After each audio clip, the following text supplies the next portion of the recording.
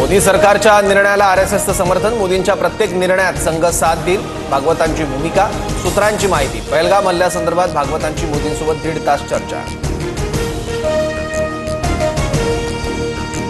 सैन्याला कारवाईसाठी पूर्ण सूट। हल्ल्याचं लक्ष्य, वेळ आणि पद्धत लष्कराने निश्चित करावी। दहशतवाद्यांना सडेतोड उत्तर देणं आपला राष्ट्रीय संकल्प। तिन्ही सैन्य दलासोबतच्या बैठकीत पंतप्रधान मोदींचे आदेश। आपल्याकडे वेळ कमी आणि लक्ष्य मोठं, मात्र वर्तमान स्थितीसाठी हे बोलत नाही। पंतप्रधान मोदींच्या वक्तव्याची चर्चा। भारत पाकिस्तानात 4 दिवसात युद्ध होऊ शकतं। पाकिस्तान संरक्षण मंत्री ख्वाजा आसिफचा दावा, तर खोट्या बातम्या पसरवल्याबद्दल भारताकडून ख्वाजा आसिफचं ट्विटर अकाउंट ब्लॉक। माजी पाकिस्तानी कमांडो हाशिम मुसा पहलगाम हल्ल्याचा मास्टरमाइंड। मुसाने स्थानिक दहशतवाद्यांचा हल्ला घडवून आणला। लष्कर-ए-तैयबाने हाशिम मुसाला प्रशिक्षण दिल्याची माहिती। पहलगाममधील हल्ला पाकचा लष्कर प्रमुख मुनीरच्या आदेशावरून। कार्यकाळ वाढवून घेण्यासाठी मुनीरनं भारताविरुद्ध तणाव निर्माण केला। ज्येष्ठ पाकिस्तानी पत्रकार आदिल राजा यांचा मोठा दावा। भारत आणि पाकिस्तानने होऊ शकणारा संघर्ष टाळावा। संयुक्त राष्ट्रसंघाचा पाकिस्तान आणि भारतात मध्यस्थीचा प्रयत्न।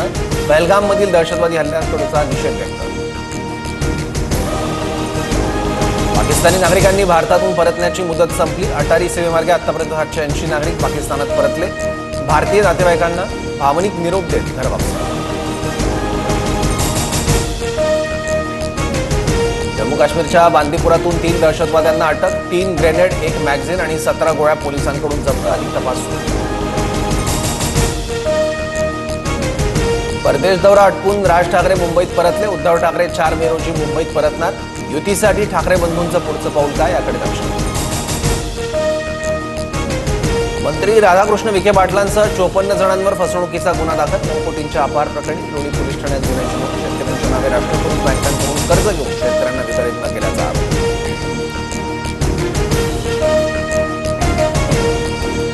शेतकऱ्यांसाठी राज्य सरकारची नवीन पीक विमा योजना। इलेक्ट्रिक वाहनांच्या खरेदीमध्ये आणि टोलमध्येही सूट देणार। राज्य मंत्रिमंडळात निर्णय। पहलगाम हल्ल्यातील पीडित कुटुंबियांना राज्य सरकारकडून प्रत्येकी 50 लाखांची मदत।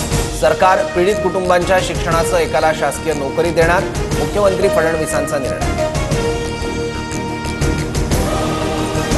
न्यायमूर्ती बी.आर. गवई सर्वोच्च न्यायालयाचे 52वे मुख्य न्यायाधीश असणार। राष्ट्रपती द्रौपदी मुर्मूंकडून नियुक्तीला मंजुरी। 14 मे रोजी मुख्य न्यायाधीशपदी शपथ घेणार। घोडबंदर ते ठाणे मुख्य राज्यमार्ग 2 दिवस वाहतुकीसाठी बंद। अत्यावश्यक वाहन वगळता इतर वाहनांसाठी वाहतूक बंद राहणार। रस्ता मजबूतीकरणाचं काम सुरू।